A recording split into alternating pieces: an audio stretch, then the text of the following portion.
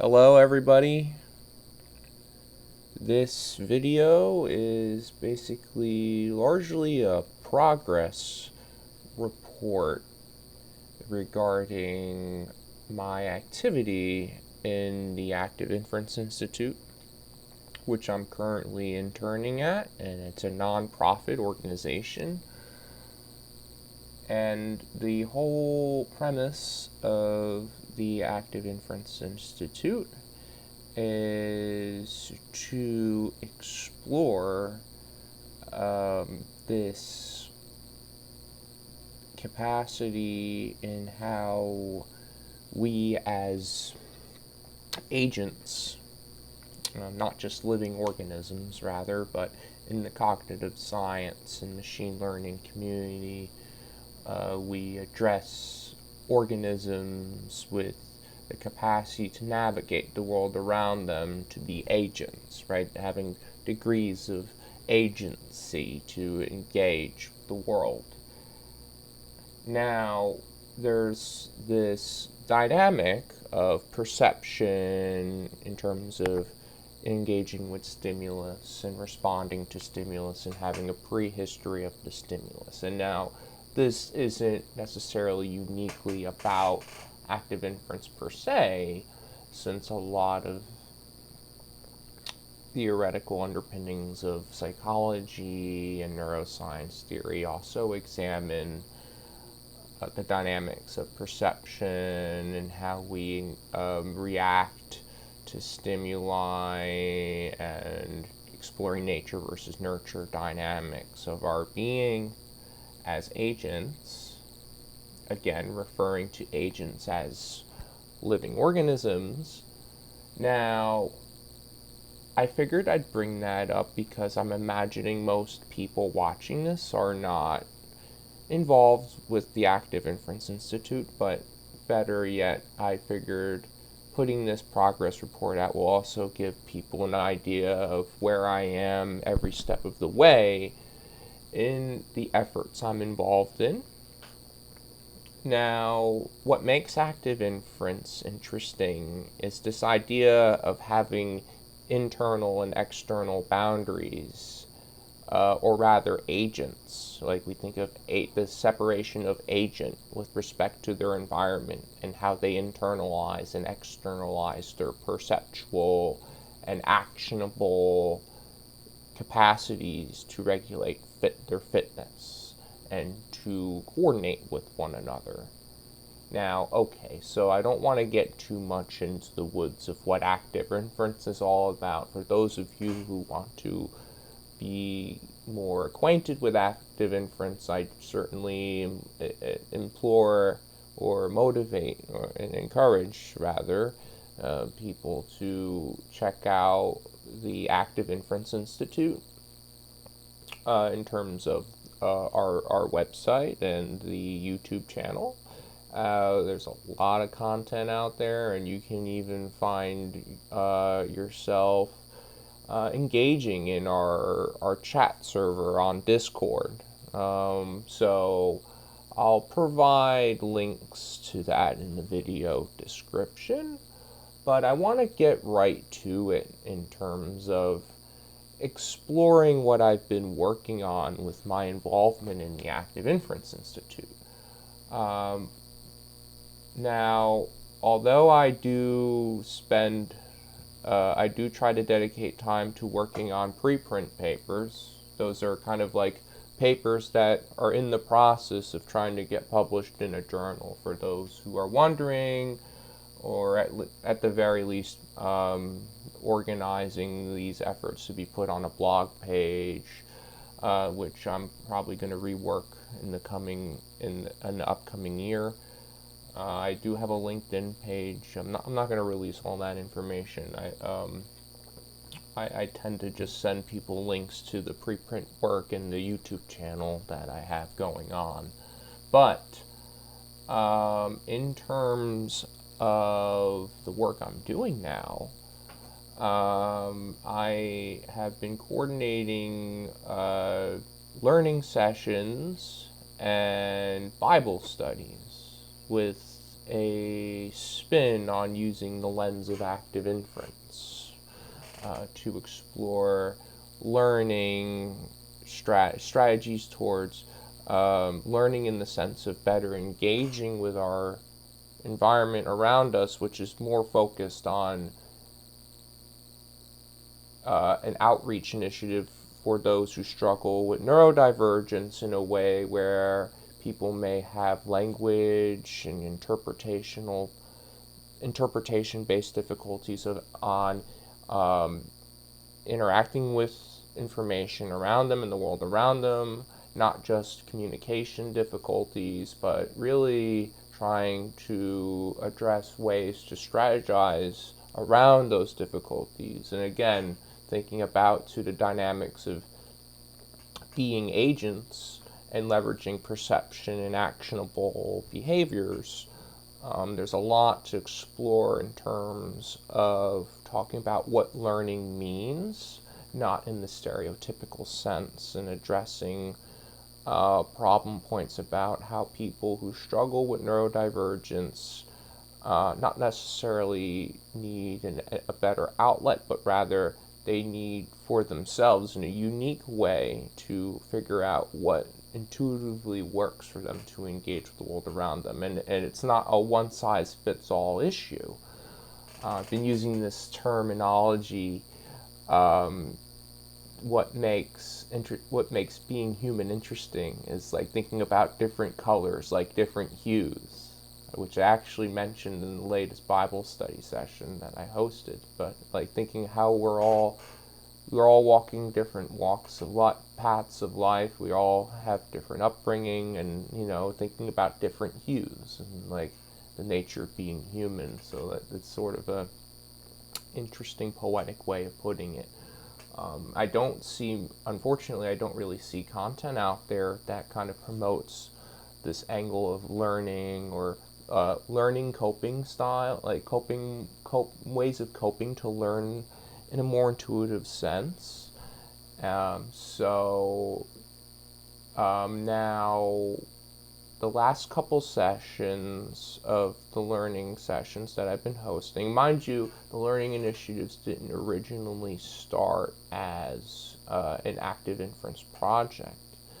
The last, starting with sessions, I believe 6 and 7, is officially when the neurodivergent learning sessions that I've been hosting have officially became part of the Active Inference Institute, where we really consider the scope of active inference involved with learning, and those who struggle with neurodivergence that need some sort of outreach.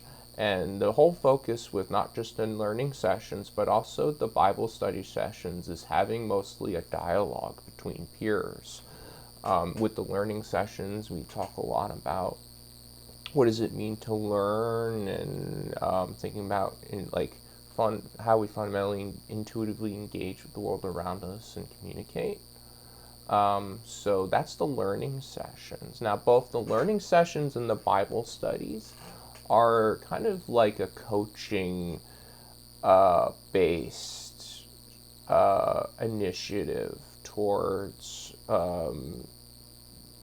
spreading awareness about how can we make sense of active inference, not just being intimidated about active inference being this whole sub area of cognitive sciences, of the cognitive science arena, or more so cognitive psychology. So thinking about behavior and the capacity to facilitate our means to engage with the world around us, and like load balancing those means. So that's what I mean by like a cognitive psychology approach.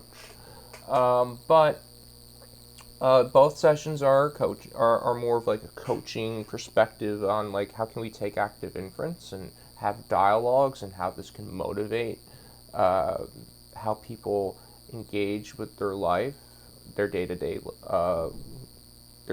life, and how that might motivate them to do more than they could have, or just inspire them to keep keep at what they're doing, whether it's well motivated, good intentions, but really to motivate good intentions and whatnot, and use active inference as a motivator towards that. Is both the learning sessions and the Bible studies are centered around this coaching perspective, this positivity based coaching perspective. So there are other people involved in the institute that are doing like a coaching approach with active inference, but I don't know many people other than myself that are putting out video content of having dialogues and just kind of, just putting it out there. And I'm always open to collaborating with people that have this focused perspective. So definitely check out the content I've been putting out. I know that the videos can be lengthy, but it's a lot of content, and it's a dialogue. It's not just me blabbering on and on. It's a dialogue. Now with the Bible study sessions, we do this contemporary perspective-based exploration about, how can we think about our models of beliefs, like what we hold dear to us, and exploring and navigating the world around us, especially through moments of uncertainty and where it's hard to make decisions, like we're faced with non-trivial choices that can be existentially daunting for us. Making decisions that are not obvious, that impact how we appreciate the world around us and engage with one another. And not to get too much in it, I know I tend to go on a tangent, but not to get too much into a tangent about like the important emphasis on like how can we focus on community building and having conversations about well, what does it mean to have faith, and what does it mean to have a, not just focusing on the lens of Christianity, but Christianity is a pretty interesting lens because of its not only its geopolitical influence, but also there are many scholars that, especially in terms of the meta-modern spirituality movement, there are a lot of scholars that are looking into, they are critiquing Christianity, and a number of them consider themselves Christians, or they're I say that I find Christianity to be an inspiration to my life as of more recently.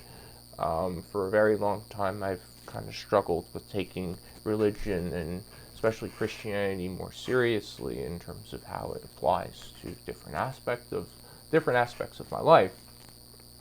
But the whole focus with the Bible studies is to have this contemporary perspective dialogue, and that motivates how we can relate, how different ways of thinking and approaching, innovation in the sciences and business and what have you, how we engage with each other, and how we can cross-reference that to the biblical context. So that's largely been the effort of these Bible studies, is kind of basically it's basically an outlet for not just me to put a lot of ideas I have in mind to emphasize community building and talking about a deep philosophical context in which that is not just relating to the Bible or thinking about Christianity, but how it profoundly applies to our lives, how we carry ourselves, how we make decisions, and hence thinking about the active inference lens, thinking about how agents symbiotically have a coherent dynamic, that we cooperate rather than deceive one another. And there's a lot of deep, profound context to reference back to the Bible, talk about, science and philosophy and all kinds of different, talking about not just Christianity, but also other religions and other ways of thinking.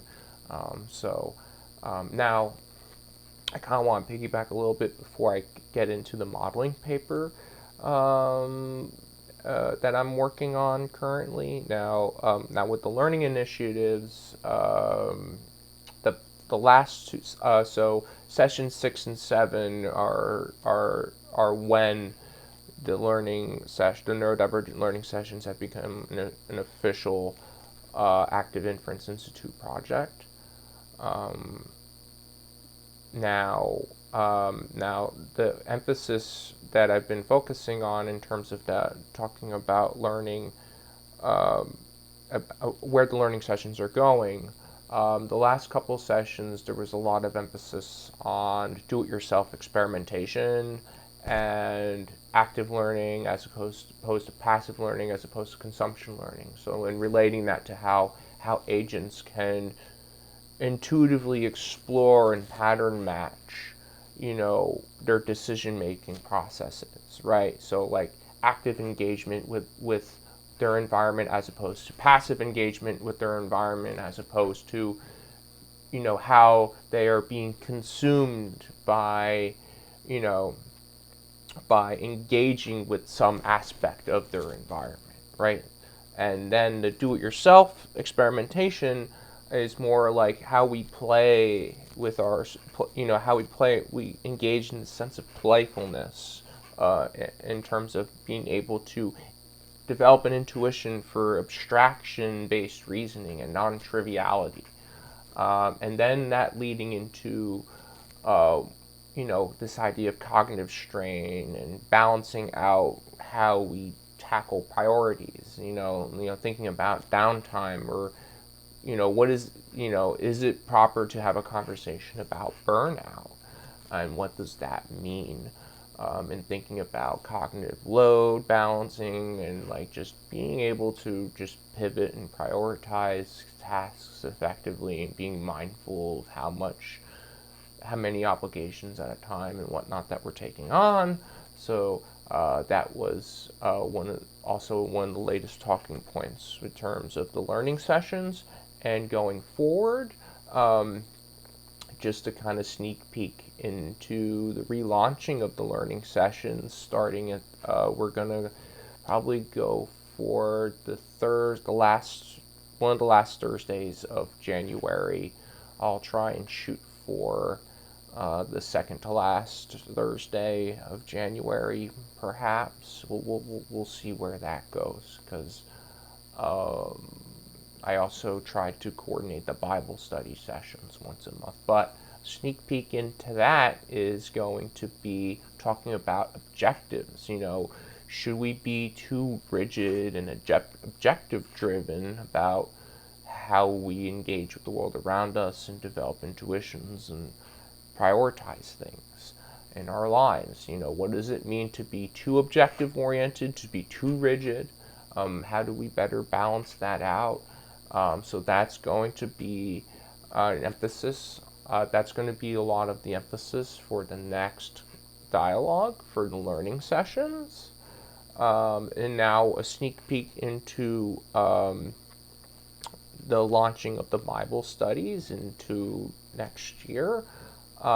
We had this interesting discussion talking about what does it mean, what does truth mean, and how truth is relational, and then building on that. We talk about the problems with how we know what the right thing to do is as opposed to the wrong thing to do, when we confront this relational truth sense. It's piggybacking and realizing that, as an agent, how do I better coordinate with others, relating that to the biblical context. Now there's a whole the videos are about 2 hours long, like the sessions are about 2 hours long, so I don't want to dive into all the talking points, and be mindful that I'm about 20 minutes into this progress report recording, so I just want to be mindful of that, because I still got to jump into the modeling paper progress that I'm working on. But sneak peek into the Bible studies, We're going to talk about talking about what prayer means. Is there a way we can kind of approach that uh, very close to science as possible? Comparing prayer to meditation. What does it mean to pray? And is praying and meditation kind of the same thing, but like a different cultural lens to consider? What prayer as opposed to meditation is? Talking about what is an afterlife. What does that mean? Is it just, going from one chapter of our life to the next and reinventing ourselves? What does it mean to talk about an afterlife? What does that mean in the scope of how we as agents conduct ourselves? I know that trying to frame apologetics in terms of arguments for, um, you know, arguments about the sacred or what God means. So reapproaching the ontological argument and the teleological argument as necessary. So that's probably what to expect going forward with the Bible study sessions. Now, it's probably a closer sneak peek into the upcoming Bible study session for the coming month would probably be, for those of you who are familiar with Judaism, like there's the people and the land, and this return to Zion aspect to it. Now, also getting into that and like thinking about how the return to Zion really is, in a profound sense, how we as humans, as a species, come together in this kind of unification sense of symbiotic coherence. Now, okay, so I think that's good. That's good progress report for what's going on with the learning sessions and the Bible studies. Now I kind of want to get into I am working on a modeling paper that should hopefully provide some interesting insights for the active inference ecosystem, most especially the artificial intelligence and machine learning community, the biology community at large, people that are involved in the neuroscience and psychology. I think that this modeling focused preprint paper that I guess I might have a draft complete by March, the latest. We'll see. There's a lot I'm trying to juggle around, and if I had to be honest about the progress of the paper, I got a whole 13-page preamble put together for the paper. So, and the whole reasoning behind that, especially problems I see in active inference literature, is just jumping right into the theory and assuming that the audience looking at it can relate to active inference in the way that they are in whatever field that they're a part of, or whether whatever walk of life that the audience is a part of. I think there's this problem with communicating information across disciplines. So not just an interdisciplinary conversation, but like a intra or transdisciplinary conversation can be very difficult. So in collaboration with one colleague I'm working with on this paper, there was this consideration of, okay, well, let's motivate.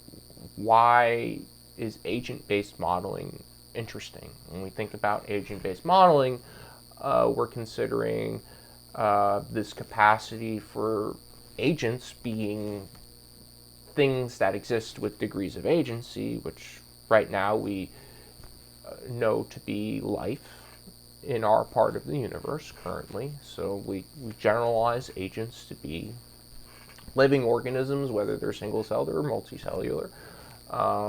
Not to get too much into the details, but we focused on putting this motivating preamble document together for the actual preprint. So we might put an extra document together depending on how the draft unravels, but we have this 13-page preamble that motivates why do we care about agent-based modeling, what are agents, and what directions can agent-based modeling lead us in the near future as well as now.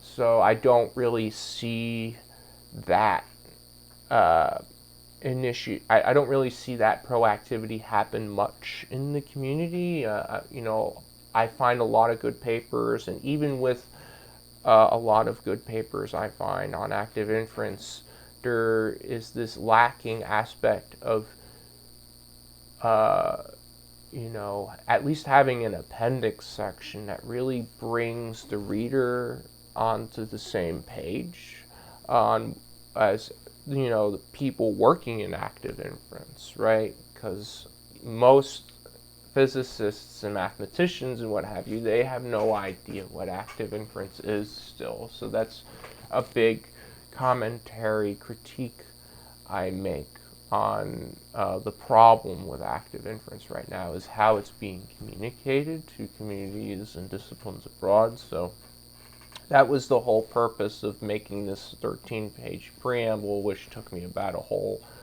month, maybe a month and a half to write.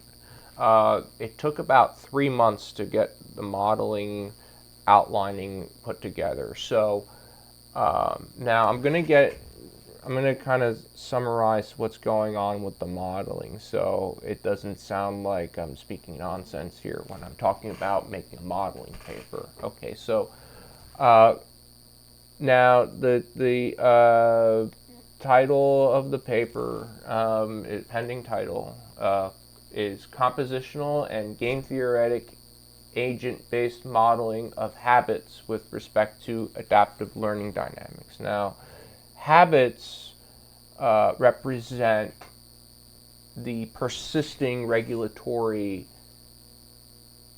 perceptions and actions and priors in which agents engage with their surrounding environment. So thinking fundamentally about like how agents persistently engage with their environment, we can think about those behaviors that kind of come together, like embeddings or just embeddings of behaviors, compositional traits of behaviors, what have you, like the overall different representations of behaviors that enable persistence of just engaging with our environment, which is more than one behavior at a time,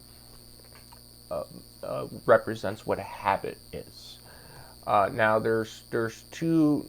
Now we consider the compositional modeling to be more so kind of identifying the different aspects of these of habits. So when we think of habits, there's the reinforcement learning, complementary habits that enable an agent to maintain a satisfactory optimality of their functioning and their fitness on the one hand. And so on one side of the spectrum you have the so good behaviors, or the reinforcement learning based behaviors. On the other end of the spectrum you have these maladaptive behaviors or maladaptive learning, like these certain behaviors that can deceive an agent's fitness. And it's not as simple as stereotyping the habits per se, but rather that certain habits they might go from being reinforcement learning to maladaptive learning based on contextual variation over time, based on the circumstance of the agent, what resources they have available to them and what have you, right? So the whole idea with having a spectrum of and hence the approach to modeling for identifying a spectrum of behavior of habits then leads to this idea of using spectral graphs. We're using some other formulations here, so category theory, use of functors, connectionism,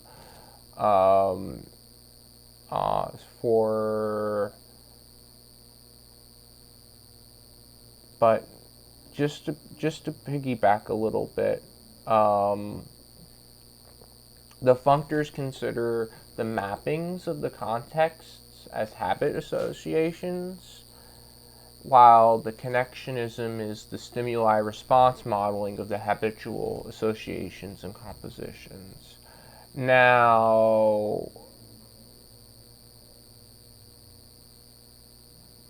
this has a lot to do with what the base of this is like considering formalism of like random walks, tensor matrices. I'm not going to get into all that right now. I'm just trying to be mindful of the time I have. I'm like a little over 20 minutes, and like combinations of behaviors, like think about combinatorial arrangements and think about nodes and graphs. But the graphs, we have spectrum, right? So we have graphs that are capable of spectrum. We have these spectral graphs. And we're also considering the use of assembly theory. So assembly theory is Lee Cronin and Sarah Walker are big proponents towards assembly theory, figuring out a way we can come up with structures that resemble how we tackle the abiogenesis problem. How did life begin? How do we get the RNA molecule? Assembly theory tries to come up with a way to derive assembly blocks of how we get to protein structures by more simple molecular structures, right? You take the atoms, you take the molecules, the structure of atoms to make molecules, you take the structure of molecules to make more complex molecules, and somehow that leads us to the structure of life. There's a lot of different arguments about whether or not there are different structures that life could have begun, not just the RNA the RNA, thinking about RNA and DNA and all that good stuff. But so in terms of thinking about the spectral graph modeling approach, I think I gave a good emphasis on that. But there's a whole lot of stuff, like thinking about neighborhoods of nodes that in the spectral graph that are associated with each other, different kinds of operations that can be done on the nodes. So considering like tensor products of tensor fields that like enable the mapping of the nodes to result in habitual behaviors. And combinatorial capacities of how these behaviors unravel. So now there's also the game theoretic aspect of the modeling. Now both the game theoretic aspect and the the game theoretic aspect I call the collective action modeling, so to speak. Probably bastardizing the jargon a little bit here, but now both the game theoretic approach and the spectral graph approach to modeling here consider what I like to call guided random search optimization. And so considering the spectral graph modeling aspect, guided random search optimization considers maximizing the reinforcement of habits that optimize fitness, which considers the potential reinforcement learning as opposed to maladaptive learning via selective adaptive tuning over time, via selecting out the habits that stand out and maintain integrity of fitness. So like the exploratory as opposed to the pattern matching. So fundamental to how agents behave, you have the exploratory behavior, and then you have the pattern matching behavior. The pattern matching behavior is the familiarity of navigation. Like agents develop a sense of familiarity, and then they pattern match, as they have this sense of familiarity. Otherwise, they're just non-trivially exploring, trying to identify how they can engage with their environment and leverage what they can. So guided random search, so the random search sense is this exploratory dynamic. The guided sense is keeping track, having a prior history of navigating. And then pattern matching is associated with this guidance. I could get more into that, but I want to work up the formalism in the paper first before I explore more about that. I do have a whole bunch of jargoning in the cognitive philosophy preprint I released earlier this year.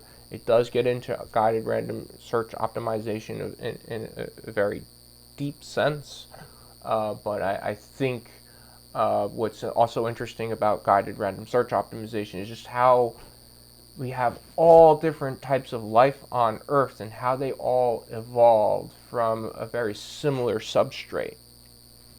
So we can think of guided random search optimization as all the possible ways that different forms of life evolved on Earth under different constraints of exploratory navigation and pattern matching capacity. So like degrees of pattern matching and exploratory capacities, right? So this guided random search optimization based capacity is pretty fundamental. That bridges both the compositional and the collective action or game theoretic modeling aspect. Now the collective action, what I like to call collective action modeling as opposed to game theoretic modeling, considers what I like to call an extended prisoner's dilemma. This really has to do a lot with agents cooperating or defecting based on circumstances and context. So a popular, I mentioned a lot about, I used a prisoner's dilemma example in one of the videos I already, when I did a whole stream on my cognitive philosophy paper, so you could check that out. But just to kind of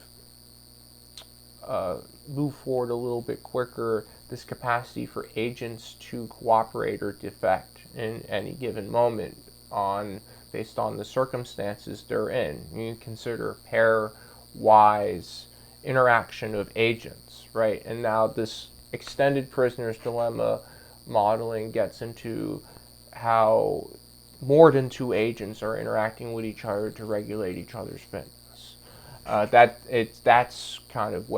basically where this collective action modeling or game theoretic modeling is getting into.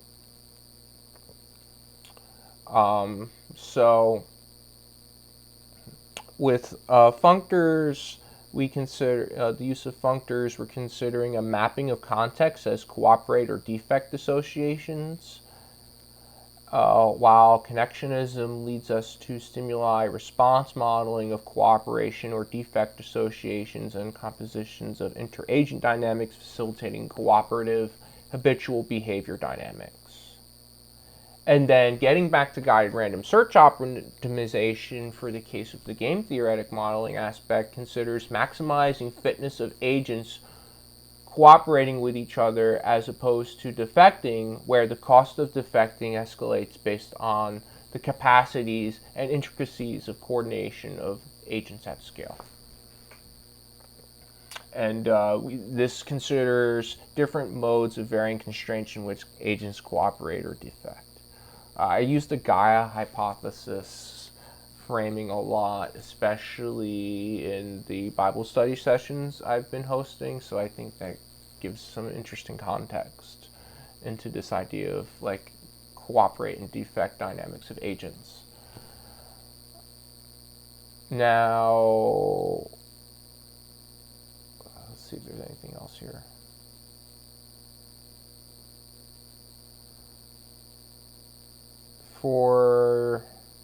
Let's see what I could talk about in terms of the outlining. I think I gave a good enough overview. I think we're about close to 30 minutes, and oh god, it's a 40-minute video. I think this is a good place to stop.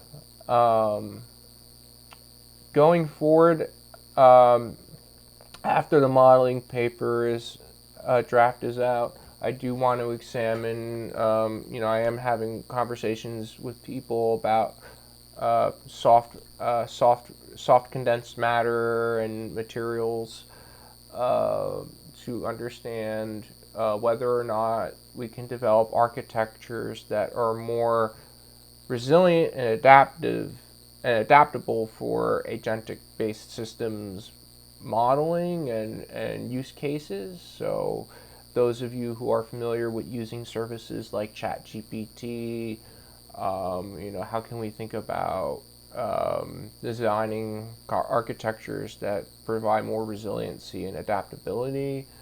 What are the limitations and constraints of exploring these architectural design initiatives of sorts? But since I'm already over 40 minutes and I'm not going to blabber on too much, thank you so much for those who took the time to watch this, and hopefully I gave a pretty good emphasis on direction of where my contributions in the Active Inference Institute are going. And have a nice day. Thank you.